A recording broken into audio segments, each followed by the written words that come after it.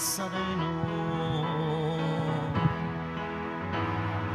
Tayo ngayon ay magtipon at sambahin ang poon. Magdiwang ayon sa ating debosyon, purihin ang Panginoon. Viva poong Jesus Nazareno, awit at papuri alay namin sa'yo. Tingin ang dalangin at pagsamo ng bayan mo. Viva poong Jesus Nazareno.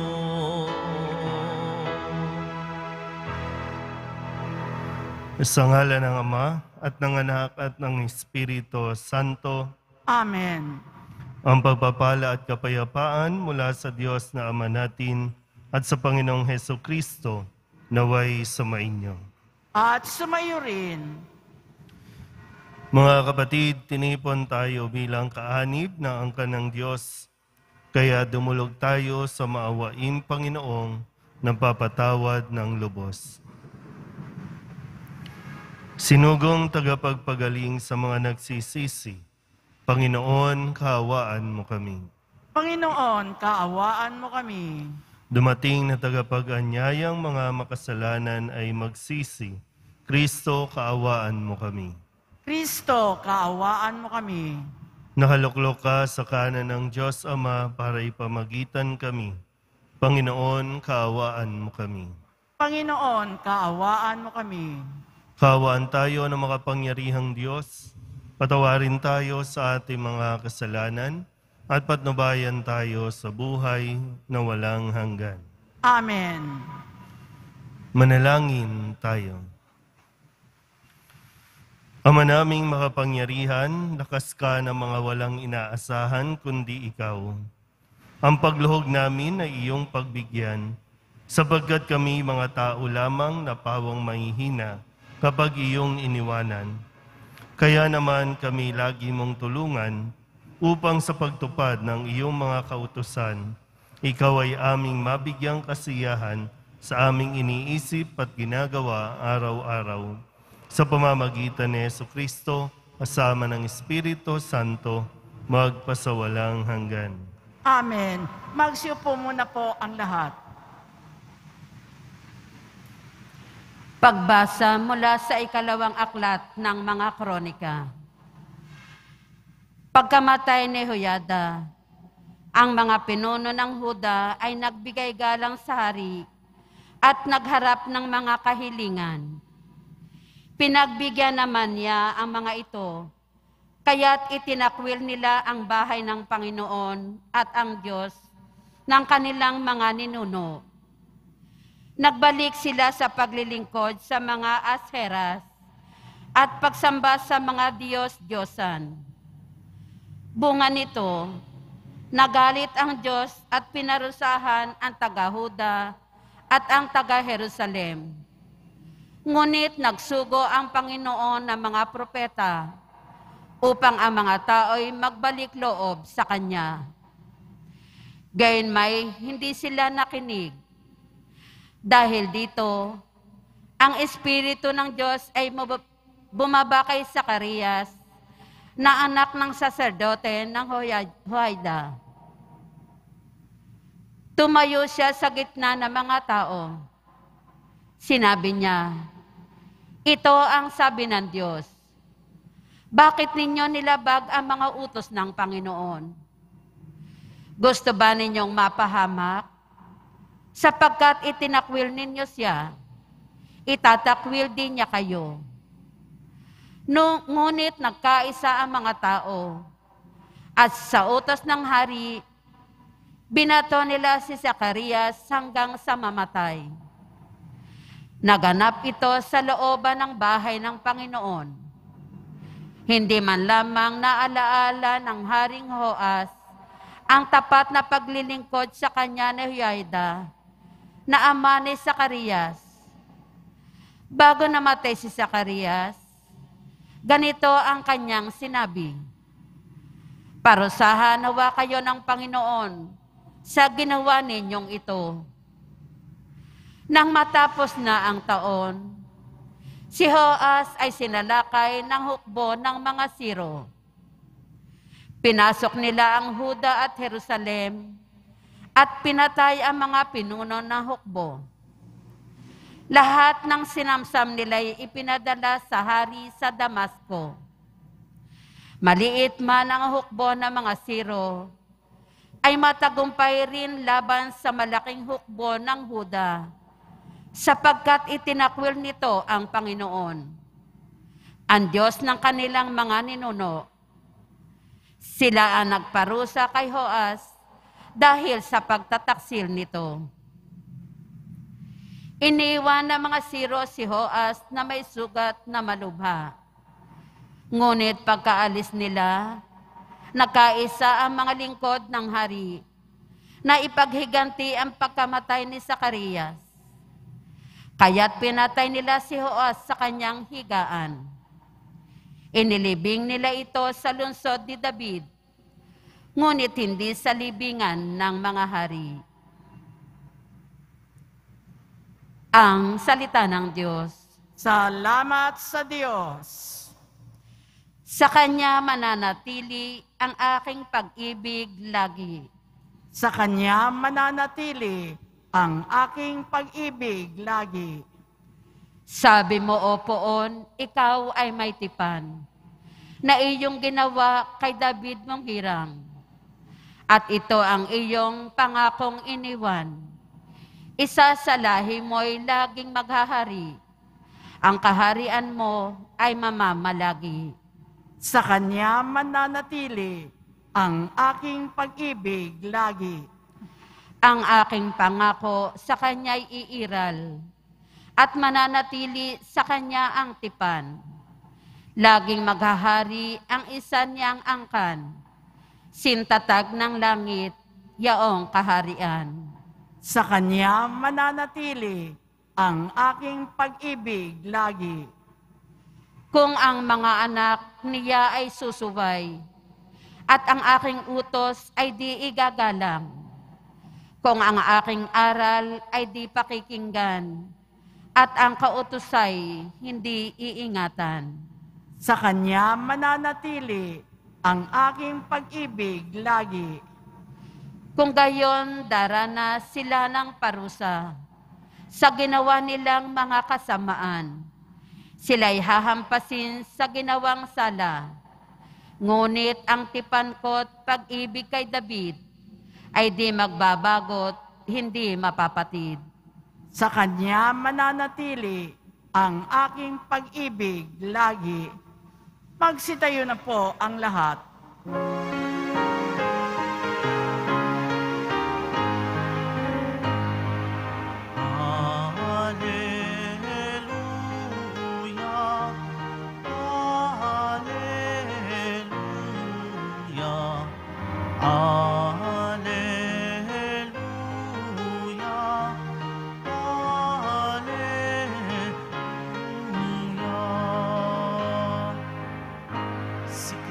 Ay naging dukha upang tayo'y managana sa bigay niyang pagpapala.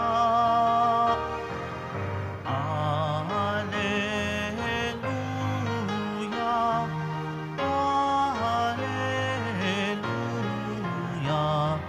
Alleluia.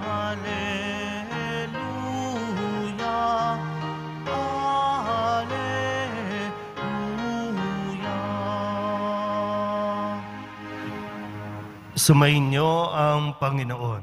At sumayo rin Ang mabuting balita ng Panginoon ayon kay San Mateo.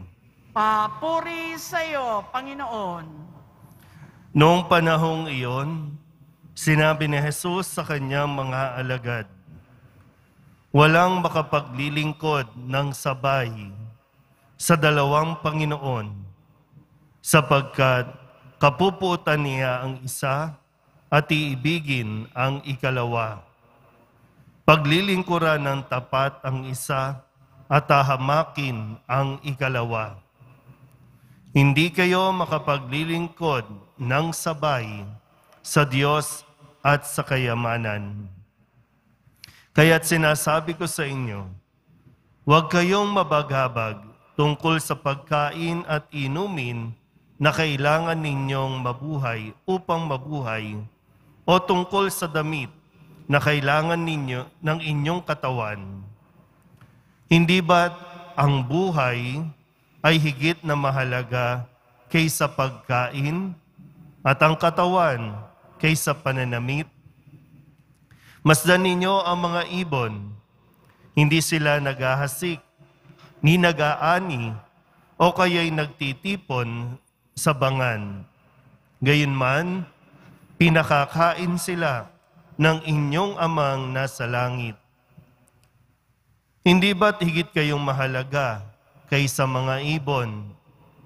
Sino sa inyo makapagpapahaba ng kanyang buhay ng higit 1 oras sa pamamagitan ng kanyang pagkabalisa? At bakit kayo nababagabag tungkol sa pananamit? Isipin ninyo kung paano sumisibol ang mga bulaklak sa parang. Hindi sila nagpapagal, ni humahabi man. Ngunit ito ang sasabihin ko sa inyo. Maging si Solomon ay hindi nakapagsuot ng kasing ganda ng isa sa mga bulaklak na ito, bagamat napakariringal ang mga damit niya. Kung ang mga damo sa kabukiran na buhay ngayon at kinabukas ay iginagatong sa kalan, ay dinaramtan ng Diyos, kayo pa kaya? Kay liit ng pananalig ninyo sa Kanya. Kaya't huwag kayong mabalisa tungkol sa inyong kakanin, iinumin, o daramtin, sapagkat ang mga bagay na ito ang kinahuhumalingan ng mga taong wala pang pananalig sa Diyos. Alam ng inyong amang nasa langit na kailangan ninyo ang lahat ng ito. Ngunit pag sumakitan ninyo ng higit sa lahat, ang pagharian kayo ng Diyos at mamuhay ng ayon sa Kanyang kalooban, at ipagkakaloob niya ang lahat ng kailangan ninyo. Kaya huwag ninyong ikabahala ang para sa araw ng bukas. Sa kanan ninyo harapin kapag ito'y dumating. Sapat na sa bawat araw ang kanyang mga suliranin. Ang mabuting balita ng Panginoon. Pinupuri ka namin, Panginoong Heso Kristo. Magsiupo muna po ang lahat. Isang magandang araw po sa inyong lahat. Ngayon po ay Sabado sa 11 linggo ng karaniwang panahon. At muli sa pagtatapos ng linggong ito, bagamat marami po sa inyo ang hindi nakapagsimba mula noong Lunes o araw-araw, hayaan niyo pong ipaalala ko po sa inyo ang mga mensahe ng Poong Jesus Nazareno sa buong linggong ito. At nawa, pakinggan mo ng mabuti. Bawal ang lutang. Bawal yung tulala. Bawal yung nakaupo ka dyan, tapos kung saan-saan naman ang iyong isipan. Kaya tuloy, sinagot na ng Panginoon ang tanong mo sa pinagdaraanan mo, sa inaalala mo, pero hindi mo napakinggan dahil malayo ang isip mo. Nung Lunes po, sinabihan tayo ni Jesus, ang pahayag niya sa Ebanghelyo, ngunit sinasabi ko sa inyo, huwag ninyong labanan ang masamang tao. Huwag ninyong labanan ang masamang tao. May tamang panahon, may tamang lugar, para sabihin nating ipagtanggol ang sarili. Pero kung lalabanan mo ang masamang tao, ang gumagawa ng mali sa iyo, magpapaulit-ulit lang ang yung cycle na tinatawag natin ng sama ng loob. Ang sabi nga ni Kristo, ipagdasal mo ang umuusig. No? Kaya nga sabi nung Tuesday, kung hindi mo lalabanan, ang dapat gawin, ibigin ninyo ang inyong mga kaaway at idalangin ninyo ang mga umuusig sa inyo upang kayo'y maging tunay na anak ng inyong amang nasa langit. Ipagdasal po, yun ang sabi ni Kristo. Malinaw pa po ba? Uy, okay. Nung Miyerkules, sabi ni Kristo, pag-ingatan ninyong wag maging pakitang tao lamang ang paggawa ninyo ng mabuti. At tulad ng paglilimos, pag-aayuno, itong ginagawa nating pananalangin. Baka dasal tayo ng dasal, simba tayo ng simba, pero ang dami naman nating kaaway. Ang dami naman nating inaaway. Iba rin kasi yung inaaway ka sa nang-aaway ka. Nung Huwebes, sabi ni Kristo, sa pananalangin, huwag kayong gagamit ng napakaraming salita gaya ng ginagawa ng mga hintil. Kaya nga po, itinuro sa atin yung dasal na Ama namin. Kung taos sa puso ang pagdarasal natin ng Ama namin, talagang sapat na yon. Sapat na yon. At kahapon, sabi ni Kristo, huwag kayong mag-impok ng kayamanan dito sa lupa. Dahil ang kayamanan dito sa lupa, hindi ka madadala niyan sa langit. Hindi mo maipipresenta yung bank book mo sa pinto ng langit para makapasok. At ang kayamanan mo, lahat ng iniipon mo, lahat ng pinahalagahan mo, iiwan mo lahat dito yan. Pwedeng manakaw yan, pwedeng mabulok yan. Kaya ang paalala niya, pag sumikapan, mag-impok ng kayamanan sa langit. At yun ay, sabi nga, sa pamamaraan ng paggawa ng mabuti. So sa tingin niyo po ba, kung titingnan, kung i-convert natin yung mga nagawa nating mabuti, sapat na ba yan? Mayroon na ba? Dahil may panahon pa, buhay pa tayo. At habang may buhay, may panahon at may pag-asang binibigay sa atin. Kaya nga ngayon, ang sabi ni Kristo, hindi kayo makapaglilingkod ng sabay sa kayamanan o sa Diyos at sa kayamanan. Yung magandang masuri, paano ba natin malalaman kung dalawa na ang pinaglilingkuran natin, ang Diyos at ang kayamanan? Malinaw sa akin, kapag pinaglingkuran mo ang Diyos, automatic, pagpapalain ka. Hindi man sa pamamaraan o sa pananaw ng mundo yung pagpapala, pero kapag binakita natin na ang sinasamba natin ay ang Diyos, kahit anong problema, kahit walang bagong damit, kahit walang masasarap na pagkain, masaya kang namumuhay. Pero kung ang pinaglilingkuran natin kayamanan, madaling magtampo sa Diyos. Hindi lang ibigay ang kahilingan natin, nagtatampo na tayo. Hindi lang maging branded ang mga damit natin, malungkot ang buhay. Hindi ka lang makakain, makapunta sa mga lugar na de-depress ka.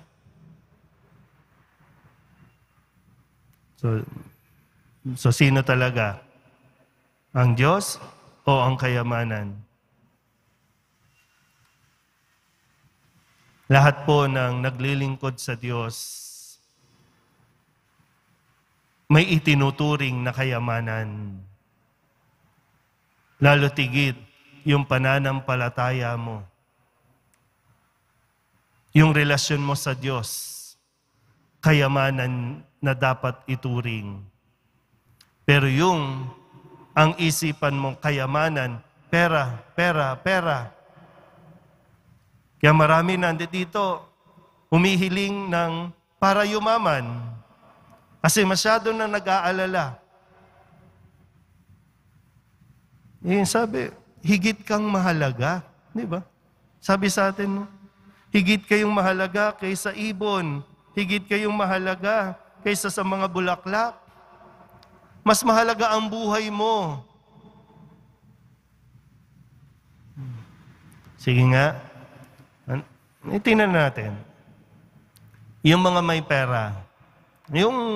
Kasi yung mga may pera, ang sabi pa rin, walang pera eh. Pero pag tingnan lang natin, yung sa mga nasa kalye, yan talaga walang pera. Pero ikaw may pera. May nagawa ba yan para madugtungan ang buhay mo? May nagagawa ba yan para mas maging maligaya ka? Sige nga. So, sa attitude natin, doon natin masasagot kung sino talaga ang pinaglilingkuran natin. Ang Diyos ba? O nagpapakaalipin tayo sa kayamanan o material na bagay ng mundong ito? Ulitin ko po, higit tayong mahalaga sa Diyos. Kapag sinabing mahalaga ka sa Diyos, ibig sabihin, hindi ka pababayaan ng Diyos. Kaya huwag kang mamoblema ng mamoblema. Wala pang problema, pinoproblema mo na. Kaya ang dami mong problema. Minsan hindi mo problema, pinoproblema mo. Binigay naman ang solusyon, pero ayaw mong gawin kasi trip mong mamoblema. Marami sa tao ngayon, addict sa problema. Ayaw mawalan ng problema. Kaya kung saan-saan tayo, sumasamba, kung kani-kanino tayo, pumapanig, kung kani-kanino tayo naniniwala. Balik po tayo, Balik tayo sa pananalig natin sa Diyos. Hindi tayo pababayaan ng Diyos. Magtiwala ka lang. Amen. Magsitayo na po ang lahat. Minamahal ko mga kapatid, tinatawag tayo ng Ebanghelyo na maging tapat sa ating paglilingkod sa Diyos. Ang ating mga panalangin sa Ama naway nagpapahayag ng uri ng ating pagtitiwala at pagmamahal. Ang ating pong itutugon, Ama, ipinauubaya namin ang aming mga alalahanin sa iyo. Ama, ipinauubaya namin ang aming mga alalahanin sa iyo. Ang mga pinuno ng simbahan, naway masigasig na italaga ang kanilang mga sarili sa pagpapalaganap ng paghahari ng Diyos. Manalangin tayo. Ama, ipinauubaya namin ang aming mga alalahanin sa iyo. Ang mga dukha at nangangailangan, naway makadama ng ating pagkalinga at pag-aaruga. Manalangin tayo. Ama, ipinauubaya namin ang aming mga alalahanin sa iyo. Tayo naway mamuhay sa ganap na pagsunod sa kalooban ng Diyos at hindi magambala ang ating mga isip sa mga bagay na hindi naman dapat na ipag-alala. Manalangin tayo. Ama, ipinauubaya namin ang aming mga alalahanin sa iyo. Ang mga may sakit, naway maranasan ang pag-ibig ng Diyos sa pamamagitan ng pagmamahal ng mga nagmamalasakit sa kanilang buhay. Manalangin tayo. Ama, ipinauubaya namin ang aming mga alalahanin sa iyo. Ang mga tapat na yumao, naway makabahagi sa pagwawagi ni Kristo laban sa kamatayan. Manalangin tayo. Ama, ipinauubaya namin ang aming mga alalahanin sa iyo. Idulog din natin sa Panginoon ang ating mga personal na kahilingan at mga panalangin para sa ating mga pamilya. Ganon din ang lahat ng mga misang pasasalamat, espesyal na intensyon at mga kaluluwa na inihiling na ipagdasal sa misang ito.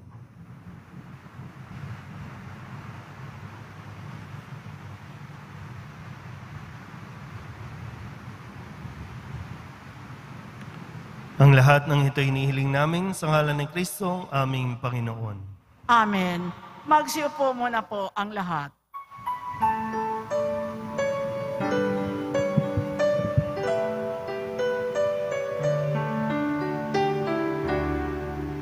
Ating alay na alak at tinapay mula sa ating ani sa lupain ng Diyos nating mahal, na siya na rin nagdulot na tayo'y may maihain sa hapag.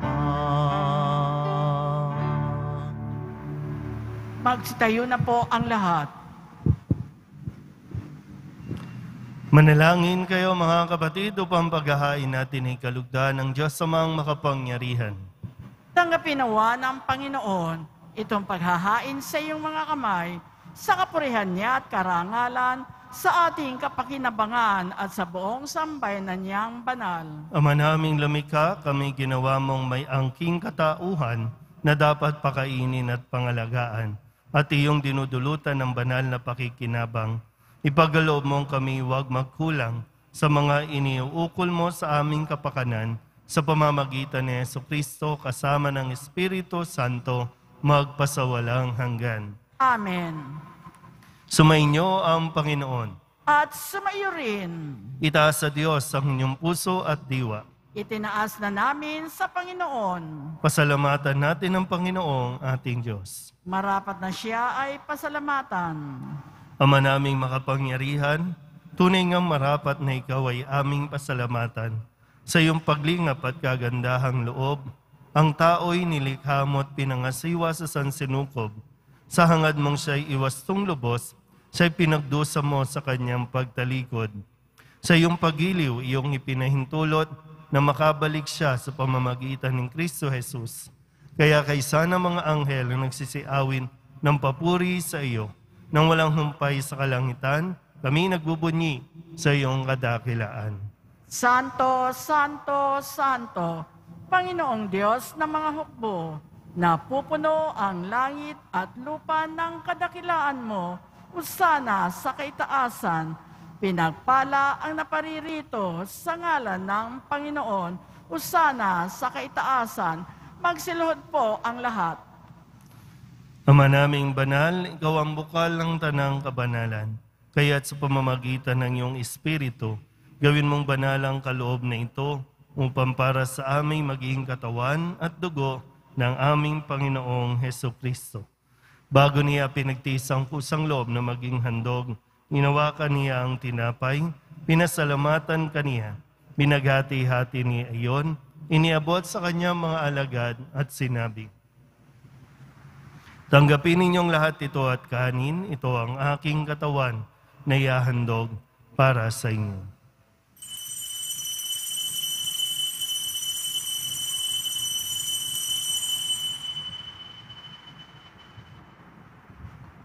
Gayun din naman nang matapos ang hapunan, hinawakan niya ang kalis, muli kaniyang pinasalamatan. Iniabot niya ang kalis sa kanyang mga alagad at sinabi, "Tanggapin ninyong lahat ito at inumin. Ito ang kalis ng aking dugo, ng bago at walang hanggang tipan. Ang aking dugo na ibubuhos para sa inyo at para sa lahat, sa ikapagpapatawad ng mga kasalanan. Gawin ninyo ito sa pag-alaala sa akin."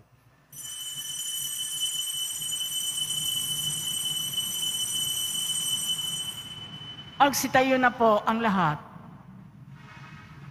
Ipagbunyi natin ang misteryo ng pananampalataya. Si Kristo'y namatay, si Kristo'y nabuhay, si Kristo'y babalik sa wakas ng panahon. Ama, ginagawa namin ngayon ang pag-alaala sa pagkamatay at muling pagkabuhay ng iyong anak, kaya tiniaalay namin sa iyo ang tinapay na nagbibigay buhay at ang kalis na nagkakaloob ng kaligtasan. Kami napapasalamat dahil kami iyong minarapat na tumayo sa harap mo para maglingkod sa iyo. Isinasamo namin kami magsasalo-salo sa katawan at dugo ni Kristo ay mabuklod sa pagkakaisa sa pamamagitan ng Espiritu Santo. Ama, lingapin mo ang iyong simbahang laganap sa buong daigdig. Puspusin mo kami sa pag-ibig kaysa ni Francisco na aming Papa at ni Jose na aming Obispo at ng Tanang Kaparian. Alalahanin mo rin ang mga kapatid naming nahimlay na may pag-asang sila'y muling mabubuhay, gayon din ang lahat ng mga pumanaw. Kawaan mo sila at patuloyin sa iyong kaliwanagan. Kawaan mo at pagindapating kaming lahat na makasalo sa iyong buhay na walang wakas. Kaysa ng mahal na Birhen Maria na Ina ng Diyos, ng kabiyak ng puso niyang si San Jose, kaysa ng mga apostol ni San Juan Bautista at ng lahat ng mga banal na namuhay dito sa daigdig ng kalugod-lugod sa iyo, may pagdiwang nawa namin ng pagpupuri sa ikararangal mo sa pamamagitan ng iyong anak na aming Panginoong Hesukristo. Sa pamamagitan ng Kristo, kasama niya at sa Kanya, ang lahat ng parangal at papuri ay sa iyo, Diyos amang makapangyarihan, kasama ng Espiritu Santo, magpasawalang hanggan. Amen. Amen.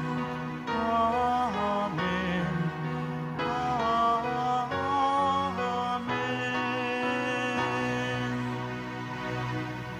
Buong kababaang loob tayong tumawag sa ating Panginoon ng Ama namin. Ama namin, Sumasalangit ka, sambahin ang ngalan mo, mapasa amin ang kaharian mo. Sundin ang loob mo dito sa lupa para nang sa langit. Bigyan mo kami ngayon ng aming kakanin sa araw-araw at patawarin mo kami sa aming mga sala para nang pagpapatawad namin sa nakakasala sa amin at huwag mo kaming ipahintulot sa tukso at iadya mo kami sa lahat ng masama. inihiling namin kami iadya sa lahat ng masama, pagkalooban ng kapayapaan araw-araw, iligtas sa kasalanan at ilayo sa lahat ng kapahamakan, samantalang aming pinananabikan ang dakilang araw ng pagpapahayag ng tagapagligtas naming si Hesukristo. Sapagkat iyo ang kaharian at ang kapangyarihan at ang kapurihan, magpakailanman. Amen. Panginoong Hesukristo, sinabi mo sa iyong mga apostol, "Kapayapaan ang iniiwan ko sa inyo, ang aking kapayapaan ang binibigay ko sa inyo. Tunghayan mo ang aming pananampalataya at huwag ang aming mga pagkakasala. Pagkalooban mo kami na kapayapaan at pagkakaisa ayon sa iyong kalooban, kasama ng Espiritu Santo, magpasawalang hanggan." Amen. Ang kapayapaan ng Panginoon ay laging sumainyo. At sumayo rin. Mabigyan po tayo ng kapayapaan sa isa't isa.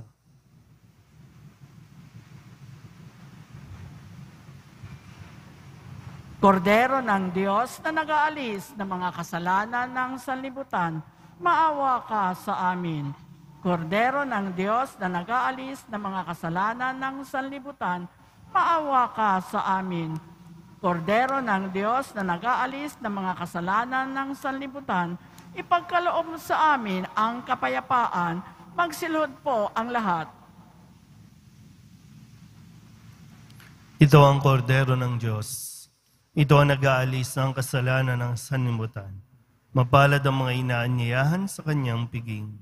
Panginoon, hindi ako karapat-dapat na magpatuloy sa iyo, ngunit sa isang salita mo lamang ay gagaling na ako.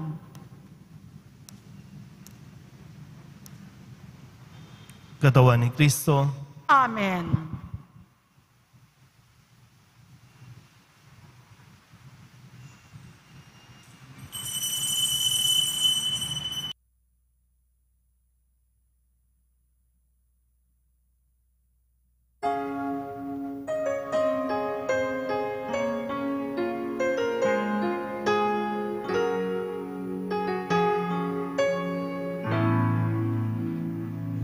kang mangamba, di ka nag-iisa. Sasamahan kita saan man magpunta.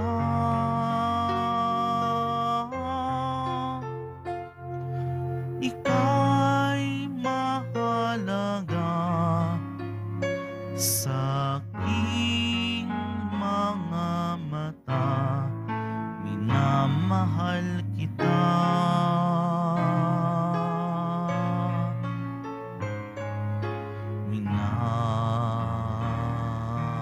Minamahal kita.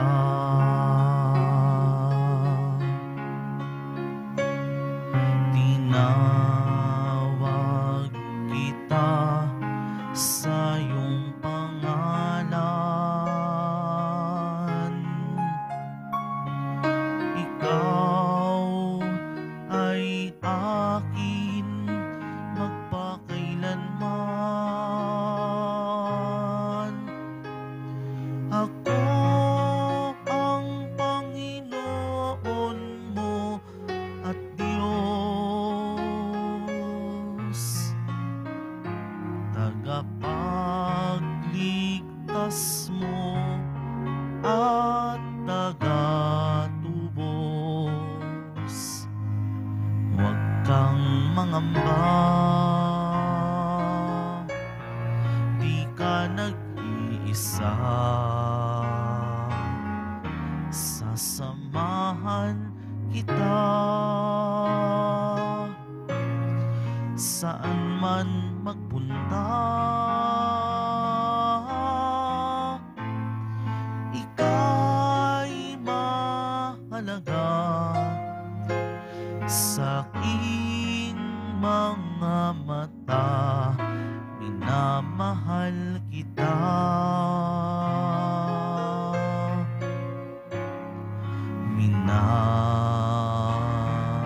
Minamahal kita.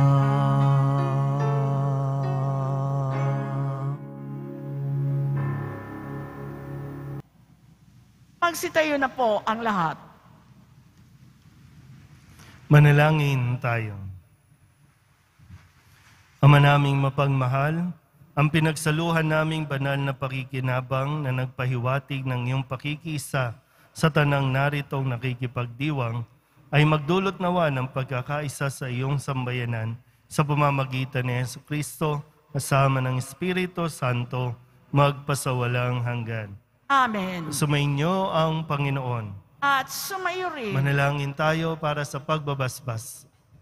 Mahal na pong Jesus Nazareno, inihayag mo sa pamamagitan ng krus ang walang maliw na pag-ibig ng Diyos sa sangkatauhan. Pakinggan mo ang kahilingan ng iyong angkan na nagsusumamo sa iyo. Makamtanawa nila ang iyong katugunan, tanggapin ang kasagutan na may utang na loob na tinatanaw. Basbasan din po ninyo mga dala-dala nilang mga imahin at dasalan at lahat ng mga may karamdaman.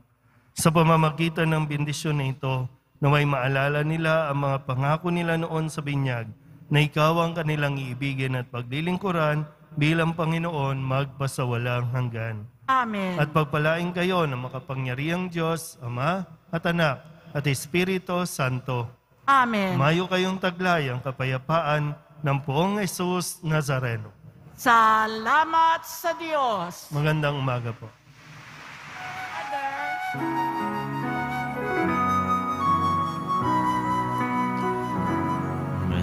Padre Jesus Nazareno, sinasamba ka namin.